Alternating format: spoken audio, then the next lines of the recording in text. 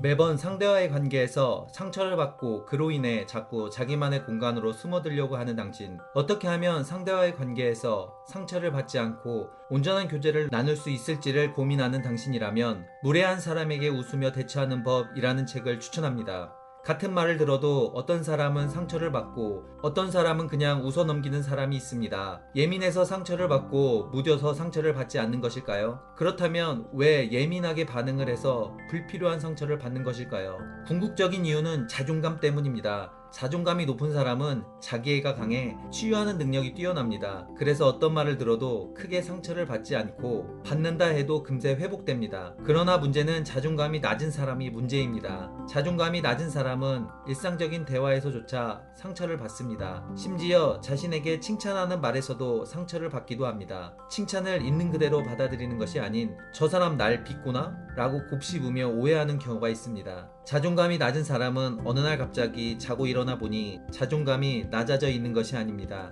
긴 시간을 거치며 부정적인 환경 안에서 자존감이 지속적으로 낮아진 것입니다. 그렇다면 자존감이 낮기 때문에 상처받는 것을 감수하며 살아야 할까요? 그렇지 않습니다. 상처받는 일은 충분히 극복할 수 있습니다. 내가 상처를 받았다면 명확하고 정확하게 의사표현을 해야 합니다. 내가 어떠한 것 때문에 상처를 받았는데 앞으로 그런 말은 나에게 안 해줬으면 좋겠어 라고 말할 필요가 있습니다.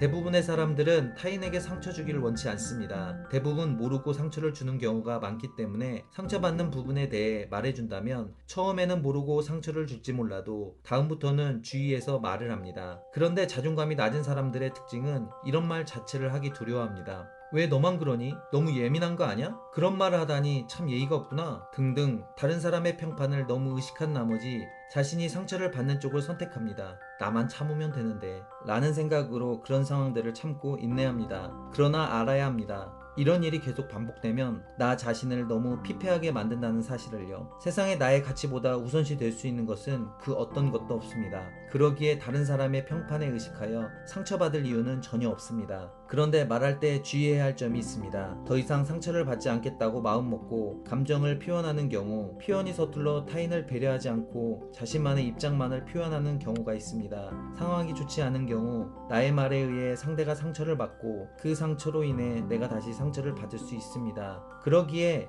자신의 감정을 표현할 때 연습이 필요합니다. 미리 멘트를 준비하는 것이 좋습니다. 내가 나에게 상처를 주려고 그런 말을 하지 않은 것은 잘 아는데 미안하지만 난 그런 말에 상처를 받아. 나한테는 그런 말을 안 했으면 좋겠어. 부탁할게.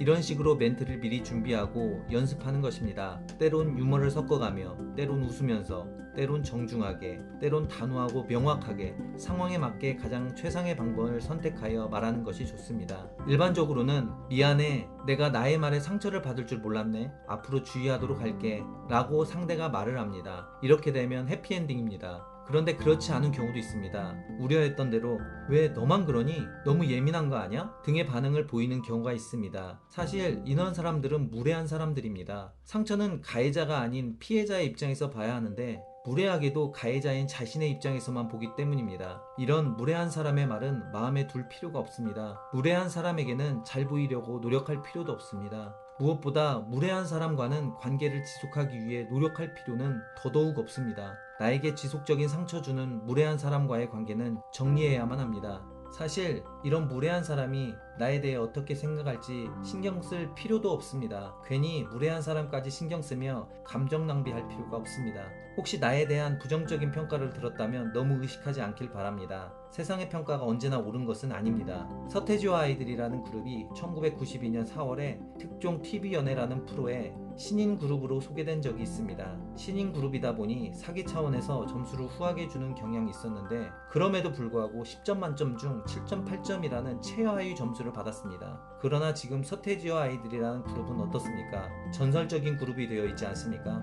이렇듯 세상이 판단하는, 아니 그 분야의 전문가들이 판단하는 것도 항상 옳은 것만은 아닙니다. 그런데 나에 대해서 정확하게 알지도 못하는 사람들이 내린 평가에 너무 휘둘릴 필요가 있겠습니까? 타인이 날 믿지 못해 부정적인 평가를 내린다고 해서 스스로 가치 없는 사람이라고 생각할 필요는 없습니다. 과감하게 세상이 날 잘못 평가한 것이다, 언젠가는 날 올바르게 평가할 것이다 라는 생각을 가질 가질 필요가 있습니다. 다수의 판단이 항상 옳은 건 아닙니다. 당신은 충분히 가치가 있으며 존귀한 자임을 잊어서는 안 됩니다. 자기 자신을 스스로 사랑하고 잘못된 것을 잘못되었다고 분명하게 말할 때 우리의 관계는 더욱더 건강해지지 않을까요? 지금까지 신서방이었습니다. 여러분의 구독은 저에게 큰 힘이 됩니다. 감사합니다.